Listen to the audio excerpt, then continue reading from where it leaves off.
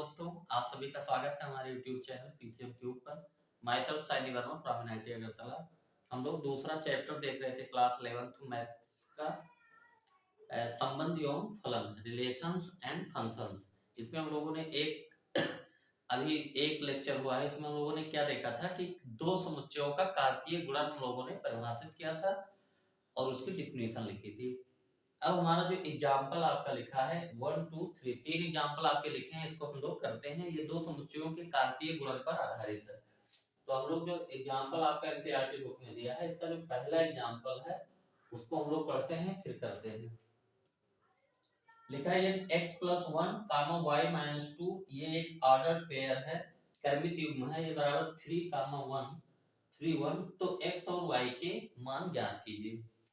तो हम लोग एक चीज ये जानते हैं कि क्रमित युग्म, दो क्रमित युग्म समान है अगर x y = p, q, तो इससे हमको क्या पता चलता है, क्रमित युग्म दो समान होते हैं तो इसका जो प्रथम कंपोनेंट होता है, पहले क्रमित युग्म का प्रथम कंपोनेंट दूसरे क्रमित युग्म के प्रथम कंपोनेंट के बराबर होना चाहिए, एंड इसका दूसरा कंपोनेंट दूसरे के दूसरे कंपोनेंट के बराबर होना चाहिए।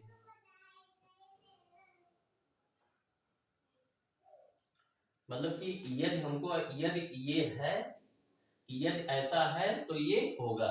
ये हम लोगों का जो बेसिक नॉलेज जो है इसमें यूज होगा कि अगर दो ऑर्डर पेयर सेम हैं तो दोनों के प्रथम कंपोनेंट और द्वितीय कंपोनेंट दोनों सेम होने चाहिए। तो पहला क्वेश्चन ये है हमारा, एक ऑर्डर पेयर आपका लिखा है, इसका एक कंपोनेंट है x + 1, दूसरा कंपोनेंट है y - 2 और एक दूसरे ऑर्डर पेयर 3, 1 के जो है बराबर है। तो यहाँ से हम लोग क्या कंक्लूजन निकालते हैं वहां से कि जो x + 1 की वैल्यू है ये 3 के बराबर होनी चाहिए, एंड y - 2 की वैल्यू किसके बराबर होना चाहिए, 1 के बराबर होना चाहिए। तो यहाँ से x = आ गया 2 एंड यहाँ से y = आ गया 2, उधर जाएगा जुड़ जाएगा, y = 3। तो हम लोग जब कोई भी क्वेश्चन करेंगे तो हम लोग जो बेसिक टर्म उसमें जो यूज होगा, बेसिक कॉन्सेप्ट यूज होगा, उसको भी समझेंगे अलग से और उस क्वेश्चन को भी करेंगे। हम लोग डायरेक्ट क्वेश्चन नहीं करेंगे। ये आपका फर्स्ट क्वेश्चन हो गया और फर्स्ट क्वेश्चन में जो आपका टूल यूज हुआ है आपका इधर लिखा है। सारे क्वेश्चंस के जो टूल होंगे हम लोग साइड में लिख लेंगे। अब हम लोग सेकंड क्वेश्चन पढ़ते हैं। ये कह रहा है कि ये P बराबर A, B, C, P आपका एक सेट दिया है जिसके एलिमेंट्स हैं A, B, C और Q दिया है आपका, ये एक एलिमेंट है जिसमें R है। तो आपको क्या निकालना है, P और Q का कार्तीय गुणन निकालना है, Q और P का कार्तीय गुणन निकालना है और ये चेक करना है कि क्या दोनों कार्तीय गुणन समान हैं। तो इसमें जो बेसिक टूल क्या यूज होगा, हम लोग जानते हैं दो समुच्चयों A और B का जो कार्तीय गुणन परिभाषित होता है वो क्या होता है, ये सभी x,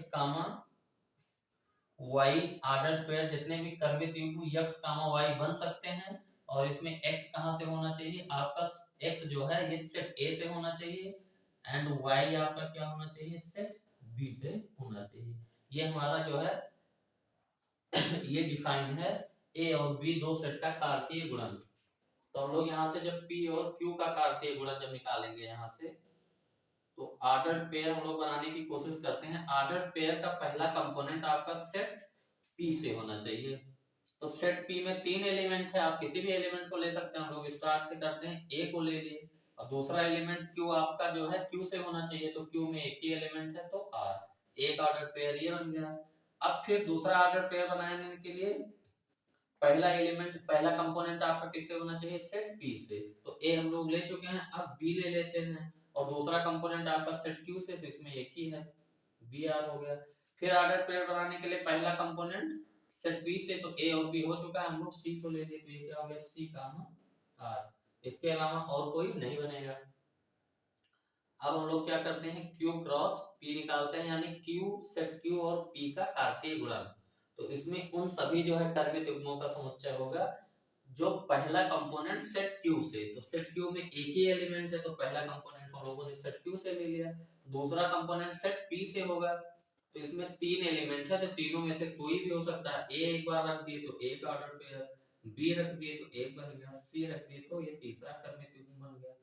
इसके अलावा और कुछ नहीं बनेगा। तो P और Q का कार्तीय गुणन Q और P का कार्तीय गुणन आ गया, और यहाँ से हम लोग देख रहे हैं कि P और Q का कार्तीय गुणन Q और P के कार्तीय गुणन के इक्वल नहीं है, क्योंकि एलिमेंट यहाँ पे क्या है AR और यहाँ पे क्या है RA, कर्मित युग्म AR RA इक्वल नहीं होते।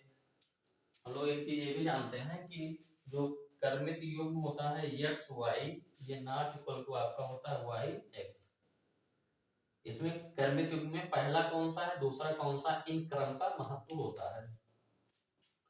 तो दो बेसिक कॉन्सेप्ट यूज हुए हम लोगों का यहाँ पे कि दो समुच्चयों का कार्तीय गुणन क्या होता है, उन सभी जो है कर्मित युग्मों का समुच्चय जिनमें कर्मित युग्म का पहला कंपोनेंट आपका सेट ए होना चाहिए और दूसरा कंपोनेंट सेट बी से। और एक चीज ये है कि x comma y not equal to y comma x, इसीलिए ये आपका इक्वल नहीं हो रहा है, दोनों सेट इक्वल नहीं हो रहे हैं।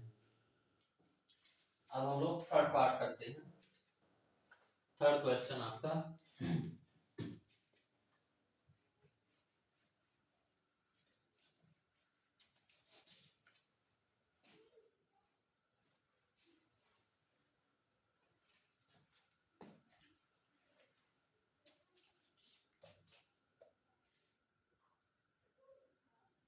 ये दिया है आपका एक सेट ए जिसके एलिमेंट्स हैं 1 2 और 3। एक सेट आपका बी है जिसके एलिमेंट्स हैं 3 और 4, और एक सेट आपका सी दिया है जिसके एलिमेंट्स हैं 4 5 6। ये आपके तीन सेट जो है गिवन है। आपको क्या फाइंड करना है, निम्नलिखित ज्ञात कीजिए। पहला आपको जो निकालना है, ये सेट ए का कार्तीय गुणन आपको निकालना है बी इंटरसेक्शन सी सेट के साथ।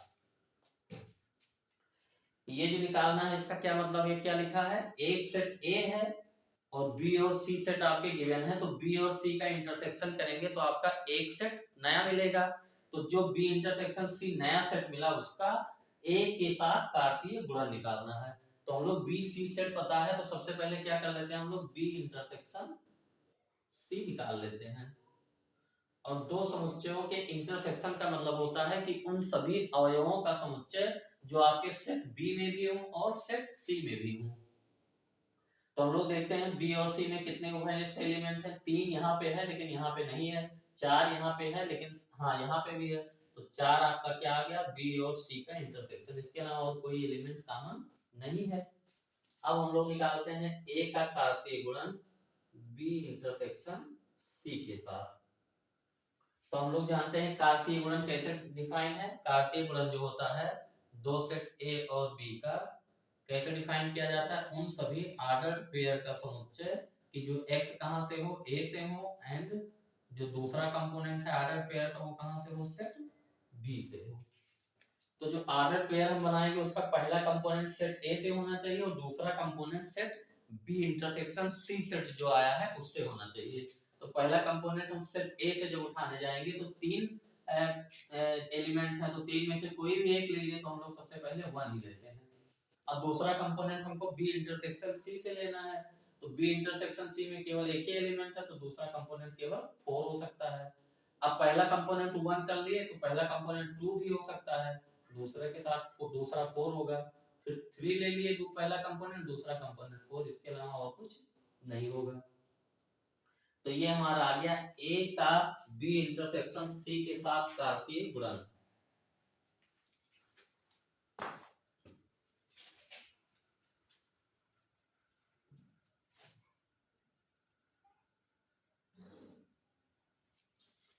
सेकेंड पार्ट हम लोग देखते हैं क्या कह रहा है। सेकेंड पार्ट ए और बी का कार्तीय गुणन इसके साथ और इंटरसेक्शन इसका लेना है ए और सी के कार्तीय गुणन के साथ में।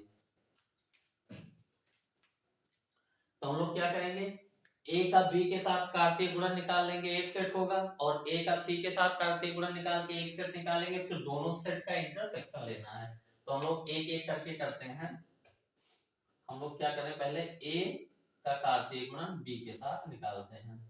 तो ए का कार्तीय गुणन बी के साथ मतलब क्या है कि सभी कर्मित युग्मों के समुच्चय का पहला एलिमेंट सेट ए से होगा। तो सेट ए से आपका हो गया ये 1 ले लिए हम। अब बी में दो एलिमेंट है, यहाँ पे 3 भी हो सकता है और यहाँ पे 4 भी हो सकता है। अब पहला एलिमेंट 1 हो गया तो पहला एलिमेंट 2 ले लिए, तो 2 3 और 2 4 भी हो गया।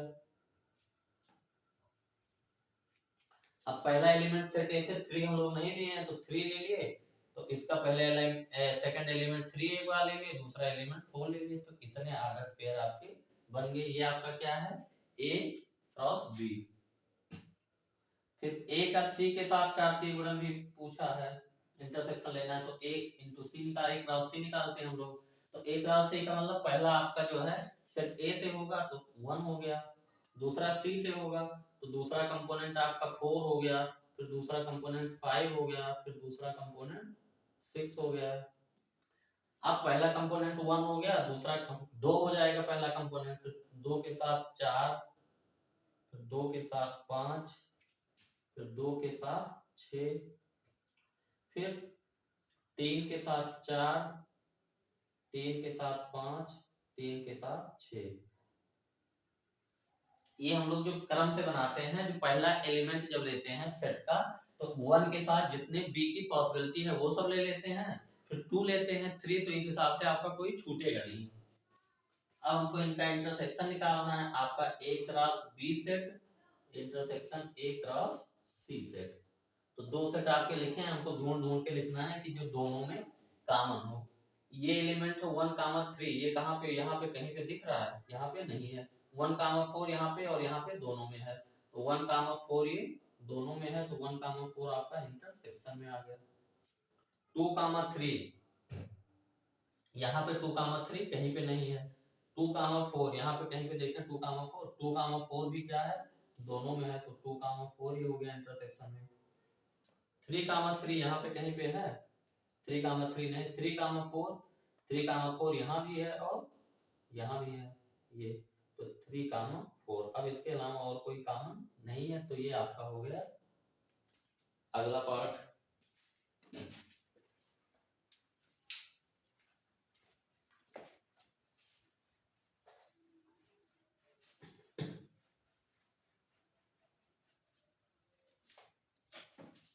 अब हम लोग थर्ड पार्ट देखते हैं, ये क्या कह रहा है। थर्ड पार्ट जो निकालना है हमको, ए का कार्तीय गुणन निकालना है बी यूनियन सी के साथ में। तो बी और सी सेट पता है, तो हम लोग सबसे पहले क्या निकाल लेंगे, B union C. B union C का मतलब क्या होता है, यूनियन का मतलब क्या होता है, बी के भी सारे एलिमेंट हो और सी के भी सारे एलिमेंट हो, लेकिन कोई एलिमेंट एक से ज्यादा बार ना लिखा हो। तो हम बी के सारे एलिमेंट्स लिख देते हैं, 3 है और 4 है। सी के एलिमेंट क्या है, 4 है, 5 है, 6 है। अब हम देख लेते हैं कोई रिपीट तो नहीं रहा, 4 रिपीट हो रहा है तो 4 को एक ही बार कर देते हैं, आपका बी यूनियन सी आ गया।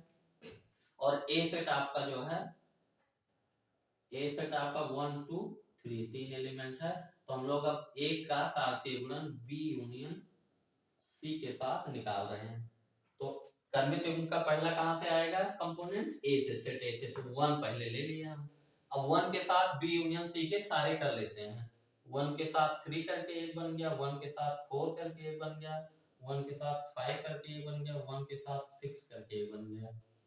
अब 1 हो गया, अब ए में 2 को लेते हैं, 2 के साथ 3 को करके एक बन गया, 2 के साथ 4 को करके बन गया, 2 के साथ 5 को, 2 के साथ 6 को करके बन गया। अब ए का एक और बचा है 3, तो 3 के साथ 3 करके एक हो गया, 3 के साथ 4 करके एक हो गया, 3 के साथ 5 करके एक हो गया, 3 के साथ 6 को कर दिया तो एक हो गया। इतने आपके कर्मित युग्म बनेंगे, यही आपका तीसरे पार्ट का आंसर हो गया।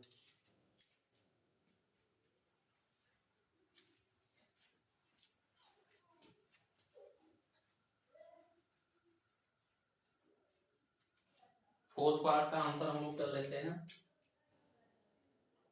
एकदम इजी इजी क्वेश्चन है, इसमें कुछ है नहीं, एकदम सिंपल सिंपल क्वेश्चन है। ए और बी का कार्तीय गुणन करके आपको यूनियन निकालना है ए और सी के कार्तीय गुणन से। तो ए और बी का कार्तीय गुणन करेंगे तो एक सेट मिलेगा आपको, बी ए और सी का करेंगे तो एक सेट मिलेगा, इन दोनों का यूनियन करना है। तो हम लोग यहाँ से ए का कार्तीय गुणन बी के साथ निकालते हैं। पहला एलिमेंट आपका सेट ए से होगा और बी में कितने एलिमेंट है, 3 और 4, तो 1 3 एक हो गया, 1 4 एक हो गया, फिर 2 3 हो गया, 2 4 हो गया, फिर 3 3 हो गया, 3 4 हो गया। ए और बी का कार्तीय गुणन हो गया। अब ए और सी का हम लोग निकालते हैं। पहला एलिमेंट आपका सेट ए से होगा तो सेट ए में पहले हम लोग 1 को ले लिए। सी में कितने एलिमेंट हैं? 4 5 6, तो 1 के साथ 4 कर लिए, 1 के साथ 5 कर लिए, 1 के साथ 6 कर लिए। फिर सेट ए का अगला एलिमेंट उठाया 2, फिर 2 के साथ 4 को कर लिए, 2 के साथ 5 को कर लिए, 2 के साथ 6 को कर लिए। फिर 3 उठाए, 3 के साथ 4 को कर लिए, 3 के साथ 5 को कर लिए, 3 के साथ 6 को कर लिए। अब कुछ और नहीं मिलेगा। अब इनका हमको क्या करना है? यूनियन करना है। तो हम लोग क्या करेंगे? सारे एलिमेंट्स को लिख देंगे और जो एलिमेंट्स 2 बार होंगे उनको हटा देंगे, एक ही बार रखेंगे। तो ये हम लोग ए और बी का जो कार्तीय गुणन है सारे एलिमेंट लिख देते हैं। एक एलिमेंट आपका है ये, एक ऑर्डर पेयर ये है, एक एलिमेंट 1 4 है, एक एलिमेंट आपका 2 3 है, एक एलिमेंट 2 4, एक एलिमेंट 3 3, एक एलिमेंट 3 4। अब ए क्रॉस सी के सारे एलिमेंट लिख देते हैं। 1 4 1 5 1 6 2 4 2 5 2 6 3 4 3 5 3 6। सारे एलिमेंट हम लोगों ने दोनों सेट के सीधा सीधा उतार लिया। हम लोग यही करते आए हैं। अब जो रिपीट हो रहा है हम लोग 1 कामा 3 देखते हैं, कहीं पे है यहाँ पे 2 बार। 1 कामा 3 जो है रिपीट नहीं हो रहा है। 1 कामा 4, 1 कामा 4 यहाँ पर भी है और यहाँ पर भी है, तो किसी एक को हम लोग क्या करेंगे? हटा देंगे, क्योंकि हम लोग एलिमेंट को रिपीट नहीं करते सेट लिखते समय। अब 2 कामा 3 यहाँ पे है, 2 कामा 3 और कहीं पे है, 2 कामा 3 नहीं है। 2 कामा 4 हम लोग देखते हैं, ये 2 कामा 4 यहाँ पर भी है और 2 कामा 4 यहाँ पर भी है, तो एक बार हम 2 कामा 4 वाले एलिमेंट को हटा दिए। फिर 3 3 यहाँ पे है, 3 3 रिपीट नहीं हो रहा है। 3 4 यहाँ पे है, 3 4 यहाँ पे भी है, तो एक 3 4 को भी हटा दिए। फिर 1 5 1 6 ये आपका हो गया। अब कोई रिपीट नहीं हो रहा है, ये आपका कंप्लीट हो गया। तो ये एकदम सिंपल सिंपल क्वेश्चन होते हैं, आपको कुछ नहीं करना होता। इसके बाद हम लोग और जो बाकी एग्जांपल और एक्सरसाइज 1 हम लोग करेंगे, इसमें इतना ही रखते हैं।